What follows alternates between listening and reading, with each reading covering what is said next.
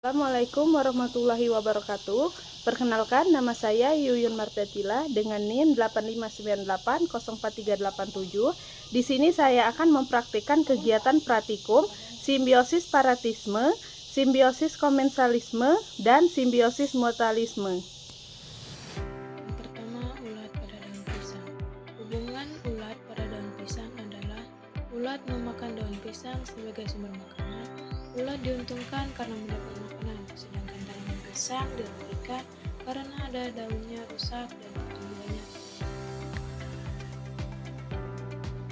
Kedua, kutu dan manusia. Hubungan kutu dan manusia adalah kutu hidup pada tubuh manusia dan menghisap darah sebagai makanan. Kutu diuntungkan karena mendapat makanan dan tetap hidup, sedangkan manusia dirugikan karena melakukan gatal, iritasi, dan dapat terkena penyakit. Ketiga, ulat penggerek dan padi. Hubungan ulat penggerek dan padi adalah ulat penggerek hidup pada batang tanaman padi dan memakan bagian dalamnya. Ulat penggerek diuntungkan karena mendapat makanan dan tempat hidup, sedangkan tanaman padi dirugikan karena merusak batang, pertumbuhan terganggu, dan hasil panen. Keempat, nyamuk dan manusia. Hubungan nyamuk dan manusia adalah nyamuk menghisap darah manusia sebagai makanan. Nyamuk diuntungkan karena mendapat makanan, sedangkan manusia dirugikan karena merasa gatal, terganggu, dan dapat tertular penyakit. Kelima, benalu dan pohon jeruk. Hubungan benalu dan pohon jeruk adalah parasitisme. Benalu menempel pada pohon jeruk dan mengambil air serta zat makanan dari pohon tersebut. Benalu diuntungkan karena mendapat makanan, sedangkan pohon jeruk dirugikan karena pertumbuhannya terganggu dan dapat menjadi lemah. Yang pertama, sisik naga dan pohon kopi. Hubungan sisik naga dan pohon kopi adalah komensalisme.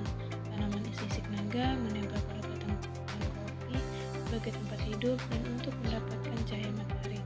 Sisik naga diuntungkan karena mendapat tempat tumbuh, sedangkan pohon kopi tidak diuntungkan maupun dirugikan. Kedua, binahong dan tanaman singkong. Hubungan binahong dan tanaman singkong adalah komensalisme. Binahong merambat pada batang tanaman singkong sebagai tempat menopang hidup.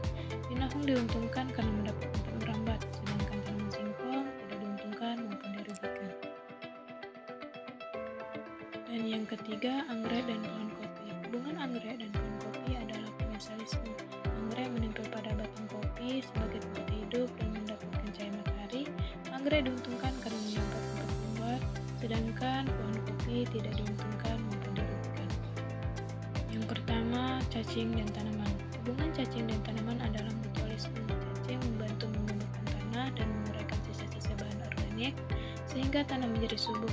Tanaman mendapat nutrisi lebih baik untuk tumbuh. Cacing diuntungkan karena mendapat tempat hidup dan makanan dari tanah, sedangkan tanaman diuntungkan karena tanah menjadi subur dan gembur. Yang pertama, bunga dan lebah. Hubungan bunga dan lebah adalah mutualisme. Lebah mengambil nektar dari bunga sebagai makanan. Saat itu lebah membantu penyerbukan bunga. Lebah diuntungkan karena mendapat makanan, sedangkan bunga diuntungkan karena terbantu dalam proses penyerbukan. Dan yang terakhir, semut dan cabai.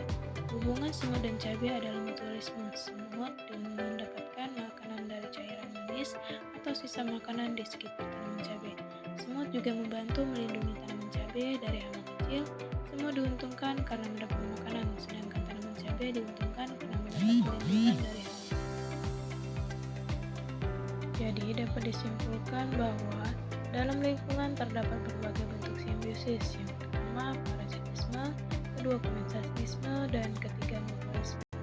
Parasitisme adalah hubungan yang menguntungkan satu pihak tanpa merugikan pihak lain, sedangkan komensalisme menguntungkan satu pihak tanpa merugikan pihak lain, dan mutualisme menguntungkan kedua pihak.